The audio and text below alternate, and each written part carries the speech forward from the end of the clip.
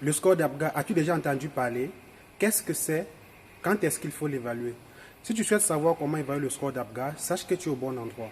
Avant de t'installer, je t'invite à t'abonner et à liker à la fin si tu aimais la vidéo. Le score d'Apgar, développé dans les années 1952 par l'américaine Virginia Apgar, est un score qui permet d'évaluer la vitalité du nouveau-né à la naissance. On l'évalue à la première minute, à la cinquième et à la 10e minute. À la première minute, il permet d'évaluer l'adaptation à la vie extra-utérine du nouveau-né.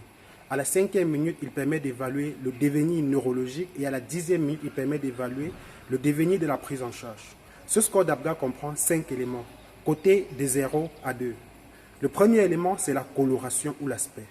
Il est coté à 0 lorsque le nouveau-né est cyanosé, à 1 lorsqu'il y a des acrocyanoses, c'est-à-dire la cyanose des extrémités, à 2 lorsque le nouveau-né a une coloration rose uniforme. Ensuite vient la fréquence respiratoire. Lorsqu'elle est absente, on donne la cote 0. Irrégulière, on donne la cote 1.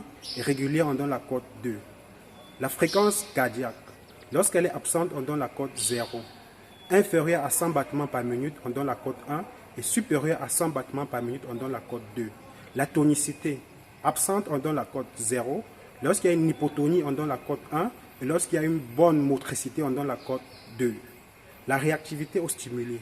Lorsqu'elle est absente, on donne la cote 0. Grimace, on donne la cote 1. Et un cri, on donne la cote 2. Un score d'Apgar est dit bon lorsqu'il est supérieur à 7.